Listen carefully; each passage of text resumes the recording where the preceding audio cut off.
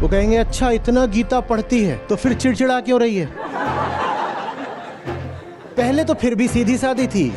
Exactly ये तो सबसे ज्यादा होता है। सबसे बड़ा आश्चर्य तो यही था कि जन्माष्टमी वाले दिन गोवा जा रहे हो गीता सत्र के लिए, अरे रे रे, बिना बच्चे बिना परिवार, मतलब ये बात महापाप महापाप महापाप। कभी कभी ऐसा लगता है जैसे शरीर की जो मसल मेमोरी है उसमें कहीं ना कहीं वो पुरानी आदतें, वो पुरानी मेमोरी कभी कभी बीच बीच में आती हैं। और कुछ नहीं कर सकते। आपने शब्द भी बड़ा अच्छा इस्तेमाल करा है, मसल मेमोरी। आपका चेहरा भी बदल जाता है आपके निर्णयों से, आपकी आंखें बदल जाती हैं, आपकी देह बदल जाती है। जिस चीज़ का अभ्यास कर लिया हो वो चीज़ शरीर में जैसे घुस जाती है। उथल पुथल होगी, उठोगे भी गिरोगे भी, मैदान मत छोड़ना। कोई अपमान की बात नहीं हो गई, गिर गए तो उठते रहो, पिटते रहो।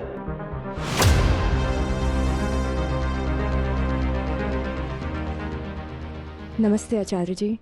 आपको सुनते हुए करीब 1.5 साल उससे ऊपर हो गए हैं। आपको सुनने से पहले जो लाइफस्टाइल थी, जो ज़िंदगी थी, बोल सकती हूँ बहुत ही औसतन थी। सोच औसतन थी, जो आसपास का माहौल था, आसपास सब औसतन, लोग बाग, रिश्ते, दोस्त, सब कुछ। और वो औसत ज़िंदगी की हम आदी हो चुके थे। अब आपको सुनना चालू किया तो समझ में आया ज़िंदगी सिर्फ घिसटने के लिए तो नहीं है। आपकी अगर कोई उच्चतम संभावना है तो आप उस तक जाने के लिए है, उसके ऊपर मेहनत करने के लिए है, जो कि दिखना चालू हुई है और जो शुरू भी किया है। पर जैसे इतना लंबा समय 30 साल उस औसत ज़िंदगी को जीते हुए आई हूँ, कभी कभी ऐसा लगता है जैसे शरीर की जो मसल मेमोरी है उसमें वो कहीं ना कहीं आ गई है, और अभी भी जो ये नई ज़िंदगी है उसमें कहीं ना कहीं वो पुरानी आदतें, वो पुरानी मेमोरी कभी कभी बीच बीच में आती हैं, जो विघ्न भी, बाधा भी डालती हैं। तो जब वो चीज़ें वापस कभी कभी आती हैं इस नए सफ़र पे, उसे कैसे देखा जाए और उससे कैसे बचा जाए जितना हो सके? वो आएंगी और उनसे मैं बचने का तो नहीं कह सकता, उनका सामना करने का, उनसे डील करने का तरीका यही है कि अपने पास समय ही कम से कम छोड़ा जाए उन पुरानी वृत्तियों और पुरानी यादों के लिए। हम्म? और कुछ नहीं कर सकते। आपने शब्द भी बड़ा अच्छा इस्तेमाल करा है, मसल मेमोरी। जिस चीज़ का अभ्यास कर लिया हो वो चीज़ शरीर में जैसे घुस जाती है। अब चेतना के तो वजन होता नहीं, तो वो तो तत्काल बदल सकती है फिर भी, ठीक है ना। आप यहाँ पे कोई गणित का सवाल हल कर रहे हो और आपने एक हल निकाला और आप उसको देख रहे थे और तभी दिखाई दिया कुछ गलती है, तो आप वहाँ तुरंत जाएंगे, ऐसे मिटाएंगे और दूसरा लिख देंगे, मिट गया। मिट गया, और ये नहीं होगा कि आपके भीतर भी उसका कोई चिन्ह, प्रमाण, अवशेष रह गया है। रह गया है क्या? वो मिट गया और आपने लिख दिया और आप मुक्त हैं। जो नया आपने लिखा आप पूरे तरीके से उसके हो गए कि अब जो सॉल्यूशन लिखा है मैं अब इसका हूं। ऐसा होता है ना। तो चेतना ऐसी होती है, द्रुतगामी। वहां तुरंत अंधेरा भी हो सकता है और उजाला भी हो सकता है। जैसे घरों में होता है, बल्ब जल गया, बल्ब बुझ गया। इसीलिए समझ ऐसे भी आ सकता है। हुआ है कि कोई बात नहीं समझ में आ रही थी, नहीं, अचानक आप कहते हो यूरेका, लो आ गया समझ में, नहीं आ रहा था, नहीं आ रहा था, आ गया। शरीर में ऐसा नहीं होता है। मसल मेमोरी बढ़िया, वहां पर चीजें जाकर के बैठ जाती हैं। कारण बहुत सीधा है, शरीर अतीत है, तो अतीत तो वहां बैठा ही हुआ है। शरीर अतीत है। आपने जैसी जिंदगी जी होती है वो आपकी देह में घुस जाती है। पहले तो जेनेटिक सामग्री ही है, वो तो घुसी ही हुई है, वो तो शताब्दियों की बात है पुरानी, जो कि अभी भी जी रही है। वो तो है ही है कि बच्चा ही पैदा होता है तो लाखों साल की यात्रा उसके शरीर में पहले ही मौजूद होती है। वो तो है ही। और उसके बाद भी आप जैसी जिंदगी जीते जाते हो वो आपके शरीर को बदलती जाती है, और शरीर तत्क्षण नहीं बदल सकता। कौन है जो अपना वजन तुरंत कम कर सकता हो? 2 किलो भी कर सकते हैं क्या? हाँ, पर अज्ञान 40 किलो का भी हो सकता है, वो तत्क्षण जा सकता है। आपका चेहरा भी बदल जाता है आपके निर्णयों से। आपकी आंखें बदल जाती हैं, आपकी देह बदल जाती है, सब बदल जाता है। आप जिस परिवेश में हो उसके अनुसार आपका पूरा शरीर बदल जाता है, और शरीर सोख लेता है, सचमुच सोख लेता है। मस्तिष्क बदल जाता है। जिस तरीके से यहां पर इलेक्ट्रिकल सिग्नल्स फायर हो रहे होते हैं वो बदल जाता है, हार्डवायरिंग बदल जाती है। और उसको देखा जा सकता है, सचमुच मशीन पर देखा जा सकता है कि ये व्यक्ति ऐसी जगह पर रहता था तो यहां भीतर सर्किट ऐसे बना हुआ था, और इसने अपनी जगह बदल ली 6 महीने, साल, 2 साल, तो अब इसके भीतर बिल्कुल दूसरे तरीके से विद्युतीय प्रवाह हो रहा है।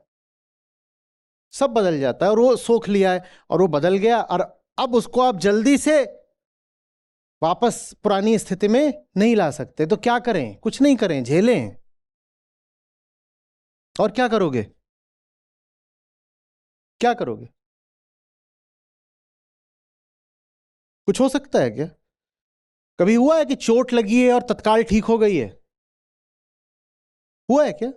एक पल की घटना थी,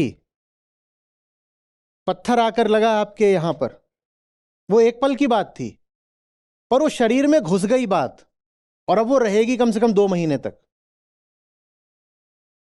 वो पत्थर आया, एक पल के लिए उसका और आपके शरीर का संपर्क हुआ, पर वो घुस गया, अब शरीर के अंदर घुस गया है, और अब वो पत्थर कहीं का पीछे छूट गया पत्थर, पर वो चीज आपके अब शरीर में रहेगी।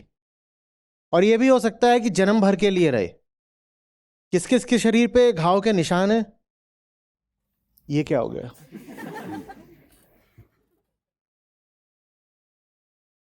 देख लो। अब क्या करना है उन घावों के साथ? वो जो निशान है, स्कार्स है, उनका क्या करना है? कुछ नहीं, जियो, झेलो। हाँ, इतना जरूर होता है कि जैसे जैसे समय बीतता जाता है वैसे वैसे शरीर पर भी जो निशान पड़ा होता है वो भी हल्का होता जाता है। हाँ, ये है कि पूरी तरह मिट जाए ऐसा कोई निश्चित नहीं।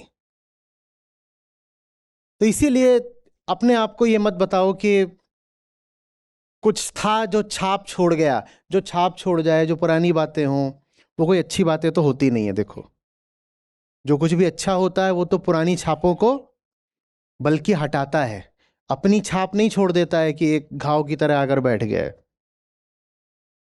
वो पुराना है, अब क्या करें कि वो है तो है, और उसने निशान छोड़ दिए हैं। जियो उनके साथ। और आपको उत्तर देते समय मैंने पहली बात ये कही कि जिंदगी ऐसी कर लो कि जो कुछ भी अतीत कह रहा है, वो पुरानी आवाजें, वो पुराने रंग, पुराने दृश्य, उनके लिए समय ही कम से कम बचे। पर ये उम्मीद करोगे कि वो सब मिट जाए तो बड़ा मुश्किल है, बड़ा मुश्किल है। कम होता जाएगा, कम होता जाएगा। पूरी तरह मिटा पाना बड़ा मुश्किल होगा। वो अगर दुख देता है तो उस दुख के साथ जीना पड़ेगा। ठीक है, ऐसा क्या हो गया? जी लेंगे, कोई समस्या?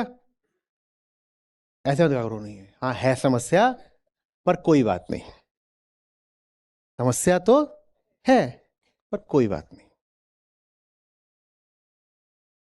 जाहि विधि राखे राम, ताहि विधि रहिए।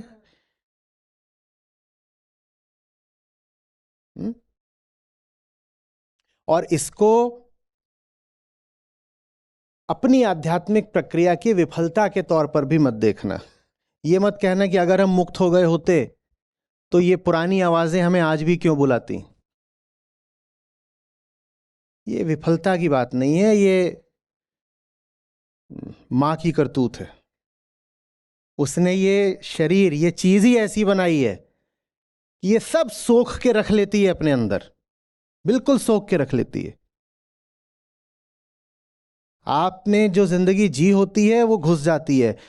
कोई भी पल कभी पूरी तरीके से बीत नहीं जाता, अतीत नहीं हो जाता।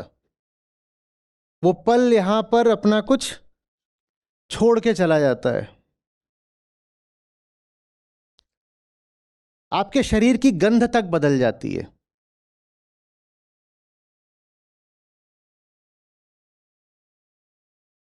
सब बदल जाता है। आपने जो करा होता है वो चीज कहां से कैसे निकालोगे? अब वो है, अब लेके चलो उसको।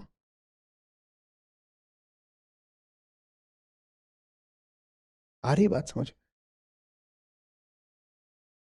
और ये भी नहीं है कि वो बहुत लंबी अवधि पर है। आपने अपने चेहरे को एक ही दिन में शांत, भोला, मासूम देखा होगा, और उसी दिन में एकदम भेड़िए जैसा भी देखा होगा। खिखिया रहे हैं, दांत दिखा रहे हैं। देखा है एक ही दिन के अंदर। अभी यहां बैठे हैं, सब कैसे लग रहे हैं ऐसे? अरे अरे अरे, तो गाय हैं बिल्कुल। और अभी दूसरे लोग होंगे, उनसे पूछा जाए कैसे हैं, है ना?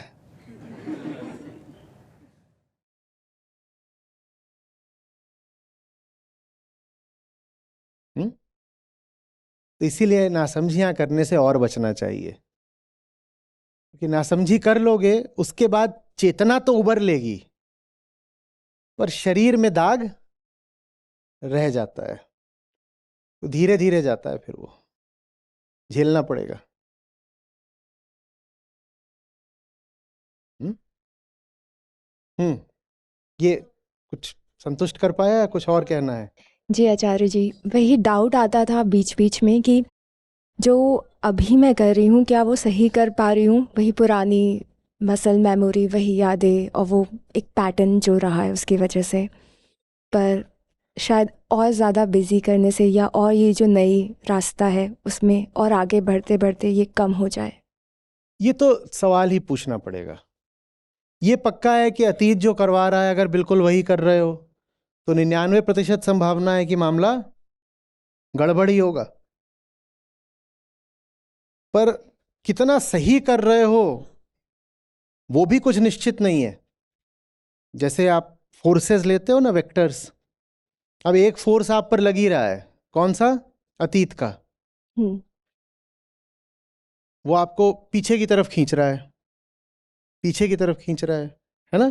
पुराने ढर्रे। जाना आपको किसी और दिशा में था। मान लीजिए आपको ऐसे जाना था, ऐसे इधर जाना था, वो उधर को खींच रहा है। आप इधर को चल दिए, जाना इधर को था, अतीत पीछे को खींच रहा है, पीठ की तरफ उधर। आप इधर को चल दिए तो भी आपको यही लगेगा कि मैं अतीत का पालन तो नहीं कर रही, यही लगेगा ना? पर हुआ वही है, इसका और इसका मिक्सचर, एक रिजल्टेंट जैसा बन गया इधर को। इसका और इसका एक रिजल्टेंट बन गया है। तो आप इधर को चल रहे हो, तो वो तो बस पूछ पूछ के ही होगा कि मैं अतीत को कितना महत्व दे रही हूं। वो तो रहेगा, हमेशा रहेगा। अब खुद ही से पूछना पड़ेगा कि जो अचेत सामग्री पड़ी हुई है जैविक भीतर, उसको हम अपने ऊपर कितना हावी होने दे रहे हैं, ये तो बार बार पूछना ही पड़ेगा। और कुछ ना कुछ तो भीतर करतूत करती रहेगी।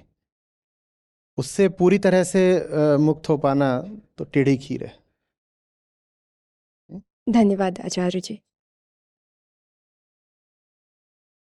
नमस्ते आचार्य जी। आचार्य जी, मुझे 4 साल हो गए आपसे जुड़े हुए। तो शुरू में 1.5-2 साल बाद जब स्वभाव में बहुत चेंज आने लगा धीरे धीरे, तो परिवार वालों को, दोस्तों को चेंज नज़र आने लगा बहुत ज़्यादा। लेकिन बीच बीच में कभी कुछ भौतिक दुख आता था शरीर से रिलेटेड, तो अज्ञान फिर से घर कर जाता था, और बीच में या सेशन नहीं रेगुलर हो पाए, या माया ज़्यादा हावी हो गई फिर से।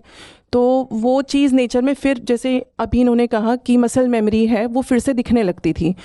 तो एक तरह की कन्फ्यूजन हो जाती थी बाहर के लोगों को। मुझे समझ में आ रहा था कि क्या हो रहा है मेरे साथ, तो मैं उसको थोड़े टाइम बाद रिकवर कर भी लेती थी, लेकिन बाहर वालों को कन्फ्यूजन हो जाती थी कि अभी तो ये इतनी ज्ञान की बातें कर रहे थे, कुछ कर रहे थे, लेकिन देखिए ये फिर से वैसे ही इनका बिहेवियर हो गया है। तो कुछ मेरे दोस्तों ने फिर मुझे कहा कि देखो बेसिक नेचर तो कभी नहीं बदलता, तो क्या ये जो बेसिक नेचर होता है और ये मसल मेमोरी, क्या ये वो सेम चीज़ ही है? बाहर दो छवियां चलती हैं। एक तो ये कि बेसिक नेचर का मतलब होता है कि फलाना क्रोधी है, फलाने में दया ज़्यादा है, फलाने में डर ज़्यादा है, इसको वो कहते हैं कि ये सब बेसिक नेचर होता है। और दूसरी छवि वो बनाते हैं कि जब आप किसी आध्यात्मिक प्रक्रिया में होते हो तो आपको फिर उस तरह का बर्ताव करना चाहिए। एक नैतिकता के तौर पे बांधने हाँ, लग साध्वी जाते हैं हैं। आप। हाँ, क्या ये काला क्यों पहन के आई हैं, अच्छा नहीं लग रहा? या हाँ ऐसे कपड़े पहन लिए या ये खा लिया सफेद या में चलिए और ऐसे चलिए जैसे आप जमीन पे नहीं बादलों पे चल रही हो।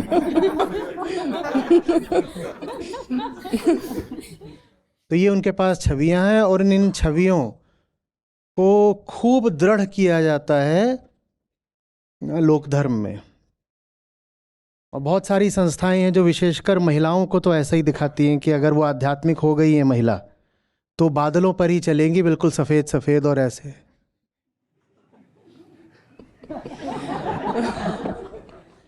मैं इस अखिल जगत की दृष्टा मात्र हूं।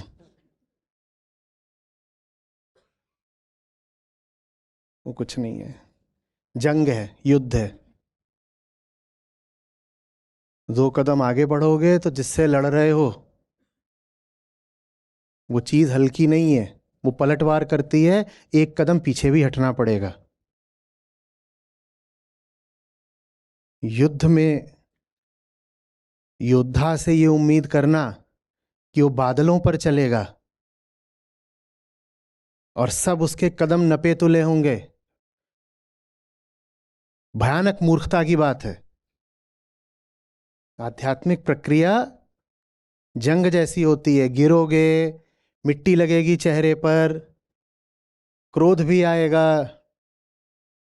हारते हुए भी प्रतीत होगे, ये सब अनुभव होंगे। और जब ये अनुभव हो तो ये मत सोच लेना कि प्रक्रिया टूट गई। होता है भाई, बल्कि हार रहे थे, हारते हारते जीत गए, तब तो और मजा है। कोई देखने जाओगे ऐसा मैच जिसमें एक ही खिलाड़ी शुरू से ही जीत रहा हो, स्कोर ही है 6 लव 6 लव 6 लव? देखोगे? देखोगे क्या? कुछ नहीं है इसमें, क्या रखा है? तो आप सबको कह रहा हूं, जिन चीजों को आप पीछे छोड़ आए हो वो बीच बीच में फिर सर उठाती दिखाई दें तो निराश क्रोधित मत हो जाइएगा कि अरे इतनी गीता कर ली, इसके बाद ये चीज फिर है, वापस है, बची हुई है। वो सब बड़ी मां के फरमान होते हैं, वो रहते हैं। और अगर मैं बिल्कुल तथ्य कहूं तो उम्र भर रहते हैं, आखिरी पल तक रहते हैं। अधिक से अधिक ये होगा कि कम हो जाएंगे। उनके प्रकट होने की आवृत्ति यही हो सकता है, लेकिन आपके आसपास वाले जो होंगे उनके पास दूसरी छवियां हैं और उन छवियों का इस्तेमाल वो हथियार की तरह करेंगे। वो कहेंगे अच्छा इतना गीता पढ़ती है तो फिर चिड़चिड़ा क्यों रही है?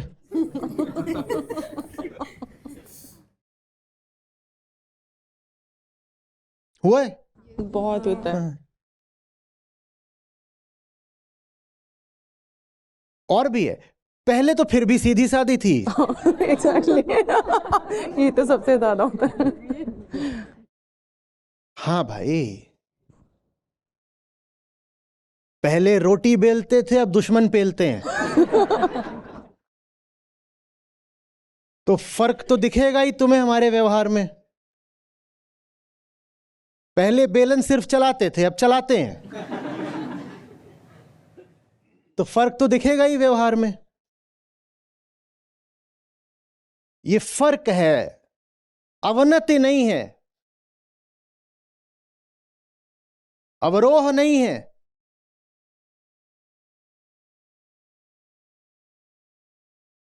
गति है, अपगति नहीं है।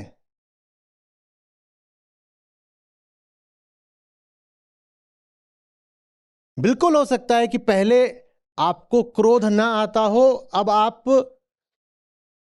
ज्यादा क्रोधी हो गए हो पहले की अपेक्षा। तो परंपरागत अध्यात्म तो कहेगा कि एक बुरा हो गया। शीतल चित्त का व्यक्ति था और अब देखो कैसे ये उमड़ता घुमड़ता है। हां, क्योंकि दब्बू और कायर बनकर नहीं बैठना है।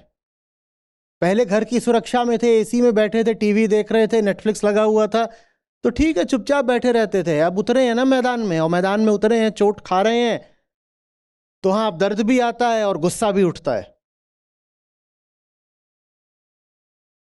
दिक्कत बस ये है कि तुम्हारे पास वो बादलों में चलने वाली छवि है,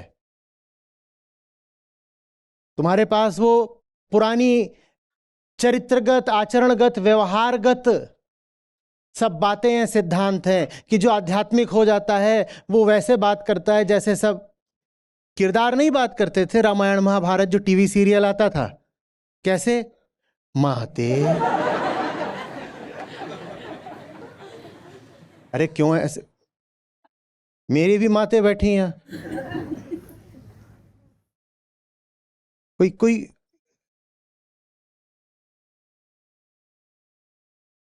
भ्राताश्री, यदि आप आदेश दे तो दुष्ट का मुंडा अभी काट के ले आओ। अरे तुम, उनके पास यही छवि है, यही ऐसे ही कि ऐसे बात करो तो आध्यात्मिक हो।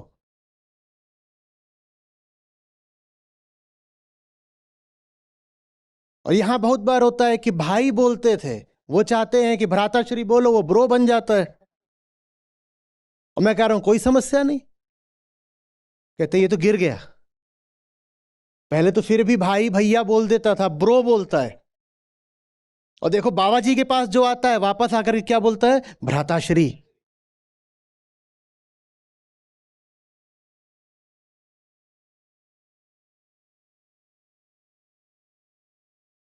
फिर से समझना क्या है, युद्ध है। योद्धा साफ सुथरे कपड़ों में देखा कभी? मिट्टी तो मिट्टी, खून भी लगा होता है। वो निर्मल श्वेत साड़ी, नीले और लाल बॉर्डर वाली, ये वो नहीं चल रहा है। ये बात जब बोली गई है, हजारों सैनिकों के बीच बोली गई है, और तभी इसकी उपयोगिता है, छोटी मोटी नहीं। उस समय की सबसे बड़ी लड़ाई थी ये, विश्व युद्ध था ये, वास्तविक वर्ल्ड वॉर 1 ये था। भारत भर के जितने छोटे बड़े थे सब इकट्ठे होकर के कोई इस तरफ कोई उस तरफ लग गए थे, राजा, सेनाएं।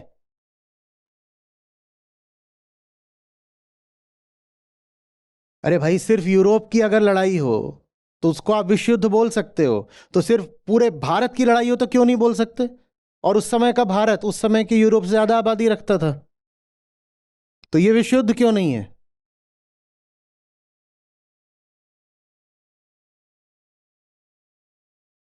विश्व युद्ध के बीच में गीता उतरी थी। और पगले लोग सोचते हैं कि आप कैसे बात करोगे, बोलिए। भ्राताश्री, माते। पति देव से आके बोलेंगी आर्य, आर्य भी नहीं, हे आर्य। अरे हम जल्दी में हैं, हमारे नहीं समय है इतने पानी पी पी कर बोलने का।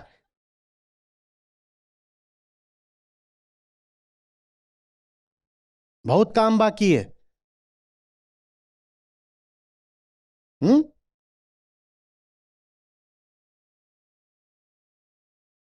आपसे कह रहा हूं, आप सब में वो वृत्ति बहुत बाकी है, बहुत बहुत बहुत बाकी है। आप सब धार्मिकता का मतलब अभी भी लगाते हो इन सब बातों से, कि कैसे शब्दों का इस्तेमाल हो रहा है, कैसे कपड़े पहने जा रहे हैं, कैसा आचरण करा जा रहा है, ये बहुत है। और उसका एक मैं आपको परिणाम बता देता हूं, मैं आपके सामने खुलकर नहीं आ पाता, क्योंकि मुझे आप पर भरोसा नहीं।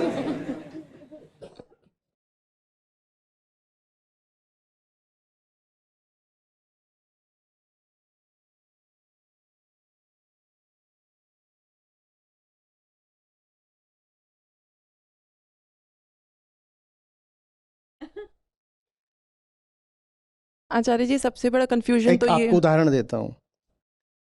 आज आ रहा था, अब आपको ब्रेक देना है 1:30 बजे, और 1:30 से ऊपर हो गया, अभी अभी देखा। तो अब यहाँ घड़ी तो है नहीं, घड़ी नहीं है, तो मैंने ये पहना। ये आमतौर पे मैं अपने कदम गिनने के लिए पहनता हूँ। मुझे बोला गया है कि दिन के 12-15 हज़ार कदम चलो। जब ये पहन रहा था, तो सब जो अभी साथ में संस्था के, उन्होंने कहा अब ये नया इल्ज़ाम लग जाएगा कि देखो घड़ी पहननी शुरू कर दी, पहले तो कभी नहीं पहनते थे। ये हालत है।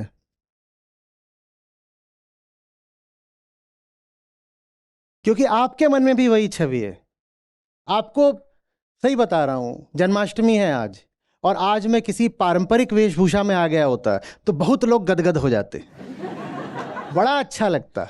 अरे छोड़ो, जानता नहीं हूं क्या। और जिस देश में हूं वैसा भेष बनाकर अभी आ जाऊं, बॉक्सर शॉर्ट्स पहन करके, तो अरे घोर कलयुग है, बाबा जी बिल्कुल ठीक बोलते थे, घोर कलयुग है। अब दिन भर भले मैं शॉर्ट्स में रहता हूं, भले ही मैंने पूरी ये किताब लिख डाली वही पहन करके कैफे में बैठ करके, और भले ही वो किताब बिल्कुल किसी ऊंचे ग्रंथ के तुल्य हो, लिख डाली और वही पहनकर लिख डाली, पर वो किताब पहन वो पहनकर मैं ग्रंथ तो लिख सकता हूं, पर आपसे बात नहीं कर सकता। वो कैसे खराब हो सकता है वेश, अगर उसको पहन करके मैंने ये लिख डाली तो। और यही कर रहा हूं मैं। आप क्या सोच रहे हो मैं क्या करने आया हूं? वहां से आया हूं ताकि कुछ समय मिले, दिखाई ना दे चीजें, तो ये किताब खत्म कर पाऊं, तो खत्म कर ली है।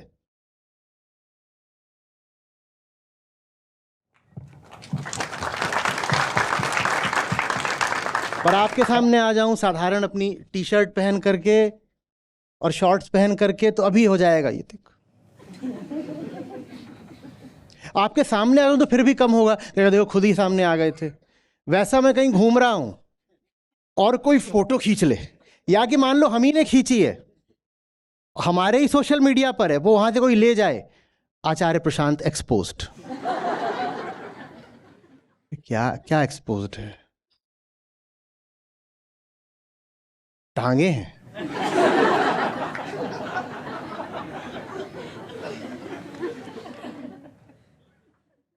क्योंकि आपके मन में भी वो धारणा बनी हुई है ना, इसीलिए दूसरे आपका हैंडल घुमा देते हैं ऐसे। एग्जैक्टली। आपकी ही हस्ती पर हुक है, वो उन हुकों में रस्सी फेंक के आपको फिर नचा लेते हैं। क्योंकि ये बात है आपके भीतर, अच्छे से है, खूब है। विशेष किस्म का लहजा, कपड़े। मैं कहूं कि देखो, वैसे तो मैं व्यवहारिक और सांसारिक बनकर रहता हूं, पर आज विशेष दिन है, तो आज मैं ये देखो कंठी माला तिलक ये सब धारण करके आया हूं। अरे देखो, साधु साधु। हम तो जानते ही थे आचार्य जी संत हैं, छुपे हुए संत थे। आज उनसे रहा नहीं गया तो उन्होंने अपनी सच्चाई जाहिर कर दी। देखा, बढ़िया, कितने अच्छे लग रहे हैं। इतना ज्यादा हम में ये वेशभूषा और इन बाकी बाहरी चीजों के लिए आग्रह है, अनुराग है। आपने देखा है युद्ध में खड़े हुए हैं श्री कृष्ण, हम उनको भी लंबी लंबी मालाएं वहां पहना देते हैं। युद्ध में योद्धा ऐसी फूलों की मालाएं पहन के, तुम पागल हो गए हो?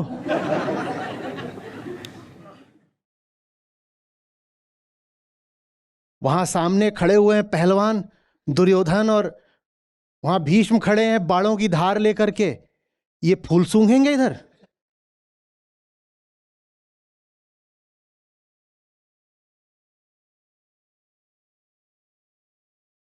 पर बहुत आग्रह है कि धार्मिक है तो कमल दल तो होना चाहिए ना, फूल नहीं पुष्प होने चाहिए, गाड़ी नहीं वाहन होना चाहिए।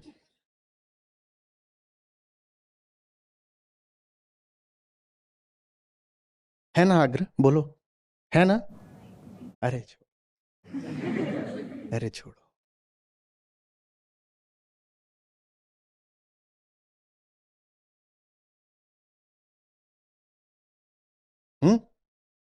अरे मैं आचार्य जी हूं, मैं खाना खा के हाथ थोड़ी धोता हूं, मैं हस्त प्रक्षालन करता हूं।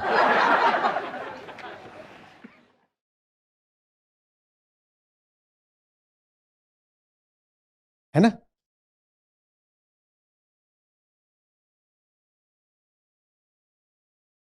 आप लोग सब भक्तजन हैं, आपका काम हाय हेलो बोला तो पाप लग जाएगा, नरक में सड़ोगे।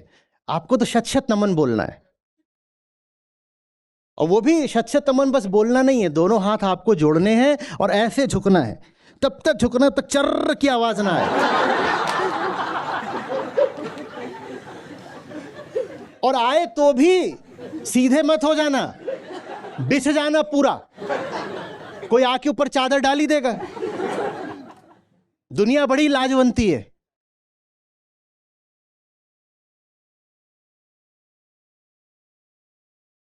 है ना? बताइए। आचार्य जी, बस ये कि सबसे बड़ा आश्चर्य तो यही था कि जन्माष्टमी वाले दिन गोवा जा रहे हो गीता सत्र के लिए। अरे रे रे, बिना बच्चे बिना परिवार, मतलब ये महापाप महापाप महापाप। ये डाइजेस्ट ही नहीं हुआ, ना घर वालों को ना कोलीग्स वगैरह। किसी को बताओ, अच्छा बच्चे तो जा रहे होंगे, हस्बैंड तो होगा नहीं, कोई नहीं जा रहा। अरे जन्माष्टमी है, मथुरा जाओ, वृंदावन जाओ, गोवा माने तो कौन से बीच पे बोलेंगे तुम्हारे आचार्य जी?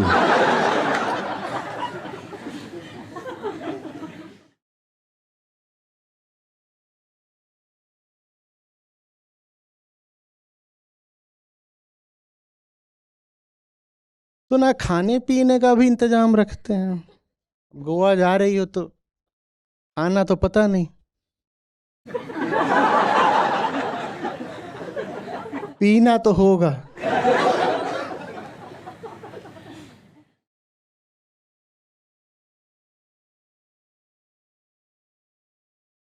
देखो बिटिया, कुछ भी करना, चरित्र बचा के लौटना। ये तुम्हारे आचार्य, हमें बिल्कुल पता नहीं है इसका, शकल से ही बदमाश लगे। और कुछ भी कराना, देखो चरित्र पे दाग लगा के ना आना। सब बाबा जी लोग वैसे ही परेशान है।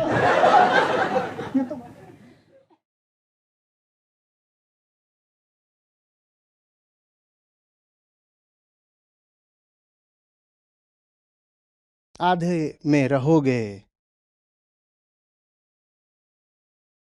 तो सब आधी अधूरी बातें भी झेलनी पड़ेगी।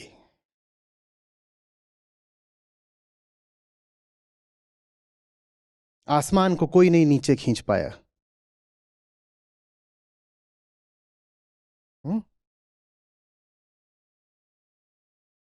हाँ, ऐसे डोर होती है, उसको लगता है मैं भी आसमान में हूं, नीचे खिंच जाती है क्योंकि वो बंधी होती है दो तरफ से जमीन से ही।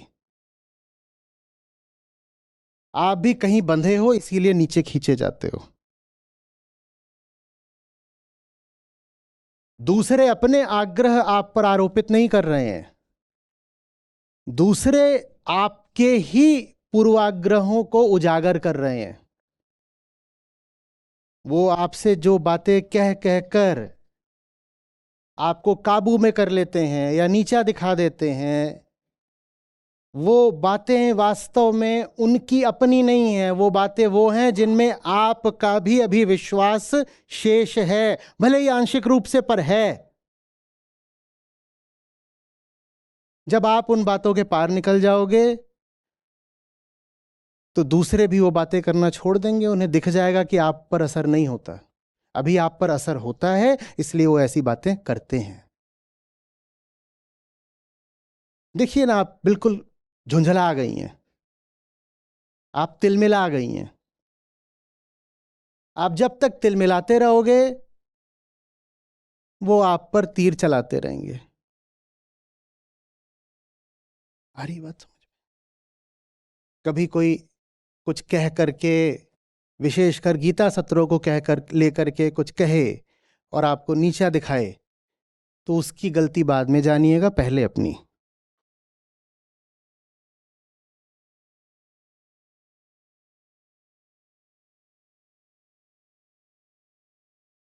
आए दिन कम्युनिटी पर सबका ये रहता है कि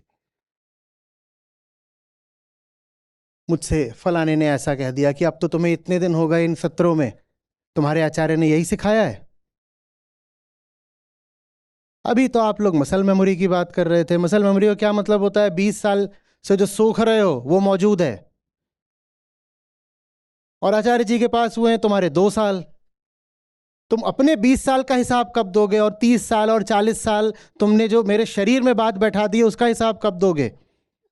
ये लगभग ऐसी सी बात है कि कोई आपका कपड़ा खूब गंदा करे, खूब गंदा करे, एकदम इतना गंदा कर दे कि रंग रेशे रेशे में घुस जाए, इतना गंदा कर दे।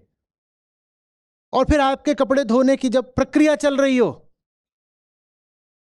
तो व्यंग किया जाए कि अरे ये देखो ये सफाई कर रहे हैं। और ये व्यंग कौन कर रहा है? जिसने गंदा करा है। पहले जवाब तुम दो कि तुमने इतना गंदा क्यों करा, कि जो साफ भी कर रहा है वो 2 साल से मेहनत कर रहा है, तब भी अभी गंदगी बाकी है। पहला जवाब तुम दो।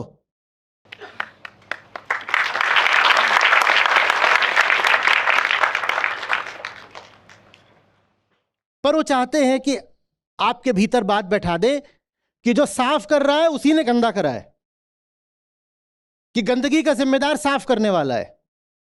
और आप इस बात में आ भी जाते हो, पूरी तरह से नहीं तो आंशिक तरह से आप आ भी जाते हो।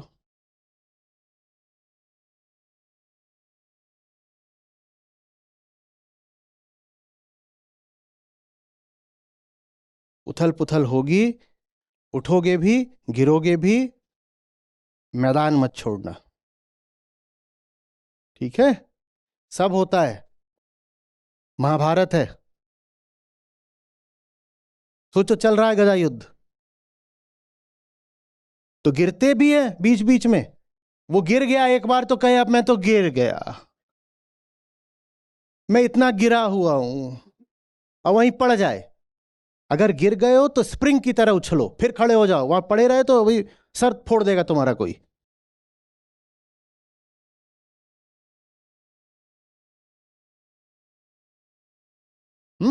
गिरने को हार मत मान लेना, कोई अपमान की बात नहीं हो गई गिर गए तो। फिर खड़े हो जाओ जल्दी से, और जल्दी खड़े हो, उठते रहो, पिटते रहो, ठीक है? आगे बढ़िए। हाँ, ब्रेक ले लेते हैं। नमस्ते, मेरा नाम निधि तिवारी है और मैं आचार्य जी को पिछले 3 सालों से सुन रही हूँ और गीता सत्रों में पिछले 1.5 साल से जुड़ी हुई हूँ। गीता सत्र जब हम सुनते हैं तो हमें लगता है कि कोई श्लोक वाचन होगा, कोई बहुत बड़ी बड़ी बातें होंगी, बट आचार्य जी जो हमें यहाँ पर समझाते हैं, जैसे मैं खुद भी एक टीचिंग प्रोफेशन में हूँ, तो वो हमारे लिए चीज़ों को इतना सरल करके, जो दुनिया भर के अलग अलग ग्रंथ हुए हैं, श्रीमद् भगवद गीता जिसका हम ये सुनते हैं कि वो लोगों की ज़िंदगी को पूरा बदल के रख देता है, उसको हमारे लिए बहुत आसान तरीके से हमें समझाते हैं और उसको हमारी निजी ज़िंदगी में वो कैसे कारगर है, किस तरीके से वो हमारी ज़िंदगियों को बदल सकता है, या फिर जैसा उसका अलग अलग विकृत अर्थ कर रखा है उससे बहुत अलग समझाते हैं। अब आते हैं मुझ पर, तो मेरे जीवन में क्या बदलाव हुए हैं वो शायद मैं कह के नहीं बता पाऊँगी, या फिर अभी भी बहुत सारी ऐसी चीज़ें हैं जिसमें मुझे अपने आप पर बहुत काम करना है। लेकिन एटलीस्ट मुझे ये समझ आ रहा है कि जो मैं हो सकती हूँ, जो मेरा बेस्ट पॉसिबल जो मैं हो सकती हूँ, उसकी मुझे प्रोबेबिलिटी दिख रही है। मुझे समझ आ रहा है कि मैं जो अभी बन के बैठी हुई हूँ उससे बहुत ज़्यादा कुछ हो सकती हूँ। धन्यवाद।